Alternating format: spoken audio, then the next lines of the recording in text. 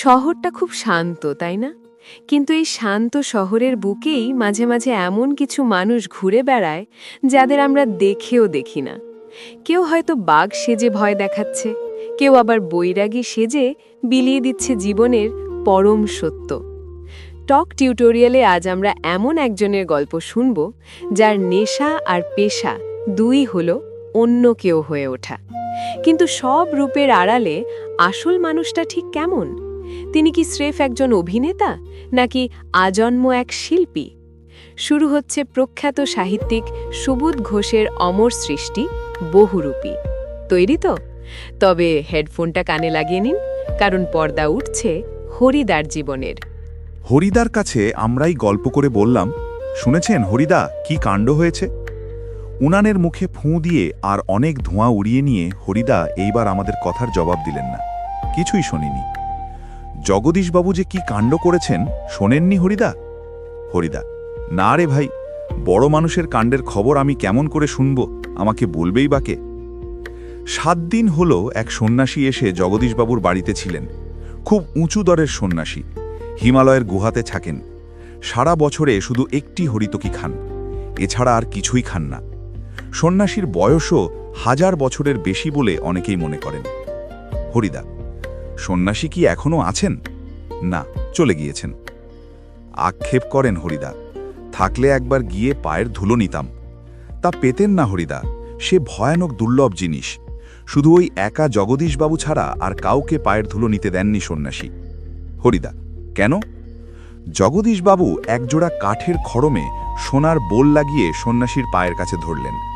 তখন বাধ্য হয়ে সন্ন্যাসী পা এগিয়ে দিলেন, নতুন খড়ম পড়লেন, আর সেই ফাঁকে জগদীশবাবু পায়ের ধুলো নিয়েছিলেন। হরিদা: বাহ, এ তো বেশ মজার ব্যাপার। হ্যাঁ, তাছাড়া সন্ন্যাসীকে বিদায় দেবার সময় জগদীশবাবু 100 টাকার একটা নোট জোর করে সন্ন্যাসীর ঝোলার ভেতরে ফেলে দিলেন। সন্ন্যাসী হাসলেন আর চলে গেলেন। গল্প শুনে খুব গম্ভীর হয়ে গেলেন হরিদা। অনেকক্ষণ চুপ করে রইলেন। আমরা কি বলছি বা না বলছি সেদিকে হরিদার যেন কান নেই। হরিদার উনানের আগুন তখন বেশ গনগনে হয়ে জ্বলছে। আমাদের চায়ের জন্য 1 হাঁড়ি ফুটন্ত জল নামিয়ে দিয়েই হরিদা তার ভাতের হাঁড়িটাকে উনানে চড়ালেন। শহরের সবচেয়ে সরু এই গলিটার ভিতরে এই ছোট্ট ঘরটাই হরিদার জীবনের ঘর, আর আমাদের 4 জনের সকাল সন্ধ্যার আড্ডার ঘর। চা, চিনি আর দুধ আমরাই নিয়ে আসি। হরিদা শুধু তার উনানের আগুনের আঁচে জল ফুটিয়ে দেন। খুবই গরিব মানুষ হরিদা, কিন্তু কাজ করতে হরিদার প্রাণের মধ্যেই যেন একটা বাধা আছে। ইচ্ছে করলে কোনো অফিসের কাজ কিংবা কোনো দোকানের বিক্রিওয়ালার কাজ পেয়ে যেতে পারেন হরিদা, কিন্তু ওই ধরনের কাজ হরিদার জীবনের পছন্দই নয়। একেবারে ঘড়ির কাঁটার সামনে সময় বেঁধে দিয়ে আর নিয়ম করে নিয়ে রোজই একটা চাকরির কাজ করে যাওয়া হরিদার পক্ষে সম্ভব নয়। হরিদার উনানের হাঁড়িতে অনেক সময় শুধু জল ফোটে, ভাত ফোটে না। এই একঘেয়ে অভাবটাকে সহ্য করতে হরিদার আপত্তি নেই, কিন্তু একঘেয়ে কাজ করতে ভয়ানক আপত্তি। হরিদার জীবনে সত্যিই একটা নাটকীয় বৈচিত্র্য আছে, আর সেটাই যে হরিদার জীবনের পেশা। হরিদা মাঝে মাঝে বহুরূপী সেজে যেটুকু রোজগার করেন তাতেই তার ভাতের হাঁড়ির দাবি মিটিয়ে দিতে চেষ্টা করেন। মাঝে মাঝে সত্যিই উপোস করেন হরিদা। তারপর একদিন হঠাৎ আবার এক সকালে কিংবা সন্ধ্যায় বিচিত্র ছদ্মবেশে অপরূপ হয়ে পথে বের হয়ে পড়েন। কেউ চিনতে পারে না। যারা চিনতে পারে 1 আনা 2 আনা বকশিস দেয়, যারা চিনতে পারে না তারা হয় কিছুই দেয় না, কিংবা বিরক্ত হয়ে 2-1 পয়সা দিয়ে দেয়। একদিন চকের বাসস্ট্যান্ডের কাছে ঠিক দুপুরবেলাতে একটা আতঙ্কের হল্লা বেজে উঠেছিল। একটা উন্মাদ পাগল, তার মুখ থেকে লালা ঝরে পড়ছে, চোখ দুটো কটকটে লাল, তার কোমরে একটা ছেঁড়া কম্বল জড়ানো, গলায় টিনের কৌটার একটা মালা। পাগলটা একটা থান ইঁট হাতে তুলে নিয়ে বাসের উপরে বসা যাত্রীদের দিকে তেড়ে যাচ্ছে। চেঁচিয়ে উঠছে যাত্রীরা, 2-1 পয়সা ফেলেও দিচ্ছে। একটু পরেই বাসের ড্রাইভার কাশীনাথ ধমক দেয়, খুব হয়েছে হরি, এইবার সরে পড়ো, অন্যদিকে যাও।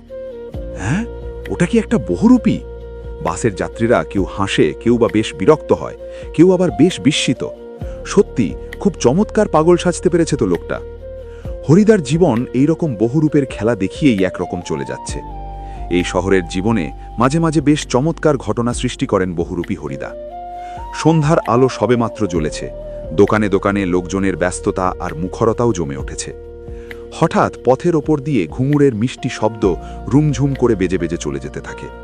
এক রূপসী বাইজি প্রায় নাচতে নাচতে চলে যাচ্ছে। শহরে যারা নতুন এসেছে তারা দুই চোখ বড় করে তাকিয়ে থাকে, কিন্তু দোকানদার হেসে ফেলে হরির কাণ্ড। হ্যাঁ, এটা একটা বহুরূপী নাকি?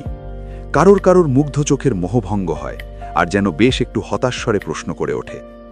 বাইজির ছদ্মবেশে সেদিন হরিদার রোজগার মন্দে হয়নি। মোট ৮ টাকা বসানা পেয়েছিলেন। আমরাও দেখেছিলাম এক একটা দোকানের সামনে গিয়ে দাঁড়াচ্ছে সেই রূপসী বাইজি, মুচকি হেসে আর চোখ টিপে একটা ফুল সাজিয়ে এগিয়ে দিচ্ছে। দোকানদারও হেসে ফেলে আর একটা সিকি তুলে নিয়ে বাইজির হাতের ফুল সাজির ওপর ফেলে দেয়। কোনোদিন বাউল, কোনোদিন কাপালিক, কখনো বোঁচকা কাঁধে বুড়ো কাবুলিওয়ালা, কখনো হ্যাটকোট পেন্টলুন পরা ফিরিঙ্গি কেরামিন সাহেব। একবার পুলিশ সেজে দয়ালবাবুর লিচু বাগানের ভিতরে দাঁড়িয়েছিলেন হরিদা। 4টে ছেলেকে ধরেছিলেন। ভয়ে কেঁদে ফেলেছিল ছেলেগুলো, আর স্কুলের মাস্টার মশাই এসে সেই নকল পুলিশের কাছে ক্ষমা চেয়েছিলেন, এবারের মতো মাফ করে দিন ওদের। কিন্তু 8 আনা ঘুষ নেবার পর তারপর মাস্টার মশাইয়ের অনুরোধ রক্ষা করেছিলেন সেই নকল পুলিশ হরিদা। পরদিন অবশ্য স্কুলের মাস্টার মশাইয়ের জানতে বাকি থাকেনি কাকে তিনি 8 আনা ঘুষ দিয়েছেন। কিন্তু মাস্টার মশাই একটুও রাগ করেননি, বরং একটু তারিফই করলেন।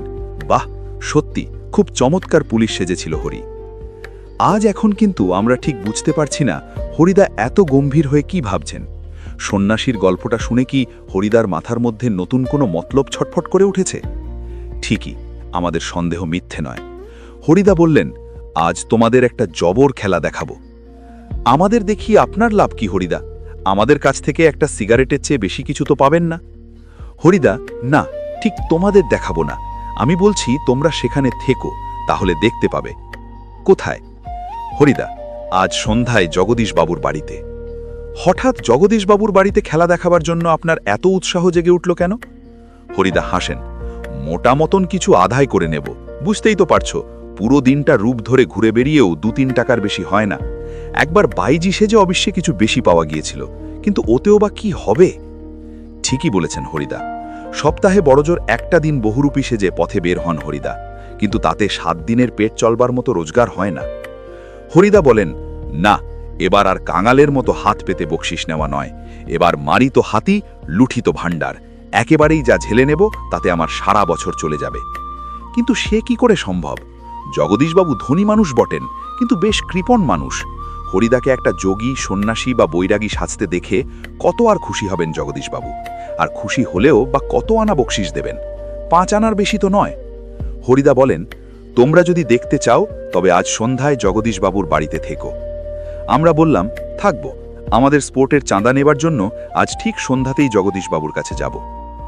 বড় চমৎকার আজকের এই সন্ধ্যা। আমাদের শহরের গায়ে কতদিন তো চাঁদের আলো পড়েছে, কিন্তু কোনোদিন তো আজকের মতো এমন একটা স্নিগ্ধ আর শান্ত উজ্জ্বলতা কখনো চারিদিকে এমন সুন্দর হয়ে ফুটে ওঠেনি। ফুরফুর করে বাতাস বইছে। জগদীশবাবুর বাড়ির সব গাছের পাতাও ঝিরিঝিরি শব্দ করে কি যেন বলতে চাইছে। জগদীশবাবুর বাড়ির বারান্দাতে মস্ত বড় একটা আলো জ্বলছে। সেই আলোর কাছে একটা চেয়ারের উপরে বসে আছেন জগদীশবাবু। সাদা মাথা, সাদা দাড়ি, সৌম্য, শান্ত ওর জ্ঞানী মানুষ জগদীশবাবু।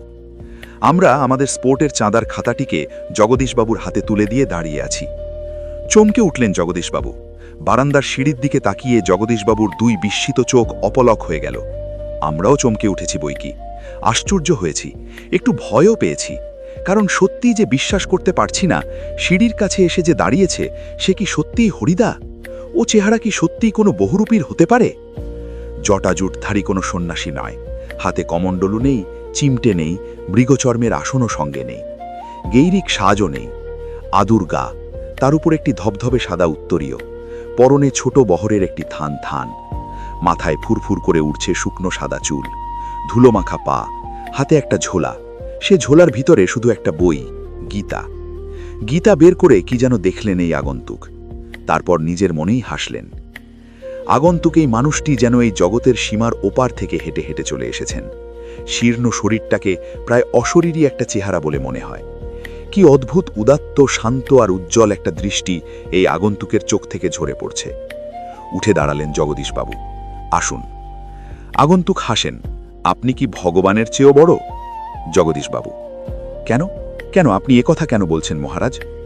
আমি মহারাজ নই, আমি এই সৃষ্টির মধ্যে এক কণা ধুলি, কিন্তু আপনি বোধহয় 11 লক্ষ টাকার সম্পত্তির অহংকারে নিজেকে ভগবানের চেয়েও বড় বলে মনে করেন, তাই ওখানেই দাঁড়িয়ে আছেন, নেমে আসতে পারছেন না। সেই মুহূর্তে সিঁড়ি ধরে নেমে যান জগদীশবাবু। আমার অপরাধ হয়েছে, আপনি রাগ করবেন না। আগন্তুক হাসেন। আমি বিরাগী, রাগ নামে কোনো রিপু আমার নেই। ছিল একদিন, সেটা পূর্বজন্মের কথা। জগদীশবাবু, বলুন এখন আপনাকে কিভাবে সেবা করব? বিরাগী বলেন, ঠান্ডা জল চাই, আর কিচ্ছু চাই না। ঠান্ডা জল খেয়ে নিয়ে হাঁপ ছাড়েন বিরাগী। এদিকে ভবতোষ আমার কানের কাছে ফিসফিস করে, না না, হরিদা নয়, হতেই পারে না, অসম্ভব। হরিদার গলার স্বর এরকমেরই নয়। বিরাগী বলেন, পরম সুখ কাকে বলে জানেন? সব সুখের বন্ধন থেকে মুক্ত হয়ে যাওয়া। ভবতোষের কানের কাছে মুখ এগিয়ে দিয়ে অনাদি বলে, শুনছ তো, এসব ভাষা কি হরিদার মুখের ভাষা হতে পারে? জগদীশবাবু ততক্ষণে সিঁড়ির ওপরে বসে আছেন। বোধহয় বিরাগীর পা স্পর্শ করবার জন্য তার হাত দুটো ছটফট করতে শুরু করেছে। জগদীশবাবু বলেন, আমার এখানে কয়েকদিন থাকুন বিরাগীজি, আপনার কাছে এটা আমার প্রাণের অনুরোধ। 2 হাত জোড় করে বিরাগীর মুখের দিকে তাকিয়ে থাকেন জগদীশবাবু। বিরাগী হাসেন। আমি বিরাগী, রাগ নামে কোনো রিপু আমার নেই। ছিল একদিন, সেটা পূর্বজন্মের কথা। জগদীশবাবু, তাহলে অন্তত কিছু আজ্ঞা করুন, যদি আপনাকে কোনো... না না, আমি যার কাছে পড়ে আছি তিনি আপনার চেয়ে কিছু কম নন, কাজেই আপনার কাছে আমার তো কিছু চাইবার দরকার হয় না। জগদীশবাবু, তাহলে কিছু উপদেশ শুনিয়ে যান বিরাগীজি, নইলে আমি শান্তি পাব না। বিরাগী, ধন জন যৌবন কিছুই নয় জগদীশবাবু, ওসব হলো সুন্দর সুন্দর এক একটি বঞ্চনা। মন প্রাণের সব আকাঙ্ক্ষা নিয়ে শুধু সেই একজনের আপন হতে চেষ্টা করুন, যাকে পেলে এই সৃষ্টির সব ঐশ্বর্য পাওয়া হয়ে যায়। আচ্ছা, আমি চলি। জগদীশবাবু বলেন, আপনি 1 মিনিট থাকুন বিরাগীজি। সিঁড়ির ওপরে অচঞ্চল হয়ে 1 মিনিট দাঁড়িয়ে রইলেন বিরাগী। আজকের চাঁদের আলোচ্যেও স্নিগ্ধ হয়ে এক জ্যোৎস্না যেন বিরাগীর চোখ থেকে ঝরে পড়ছে। ভবতোষ ফিসফিস করে, না না, ওই চোখ কি হরিদার চোখ হতে পারে? অসম্ভব। জগদীশবাবুর হাতে একটা থলি, থলির ভেতরে নোটের তাড়া। বিরাগীর পায়ের কাছে থলিটাকে রেখে দিয়ে ব্যাকুল স্বরে প্রার্থনা করেন জগদীশবাবু, এই প্রণামী, এই সামান্য 101 টাকা গ্রহণ করে আমাকে শান্তি দান করুন বিরাগীজি। আপনার তীর্থভ্রমণের জন্য এই টাকা আমি দিলাম। বিরাগী হাসেন। আমার বুকের ভেতরই যে সব তীর্থ, ভ্রমণ করে দেখবার তো কোনো দরকার হয় না।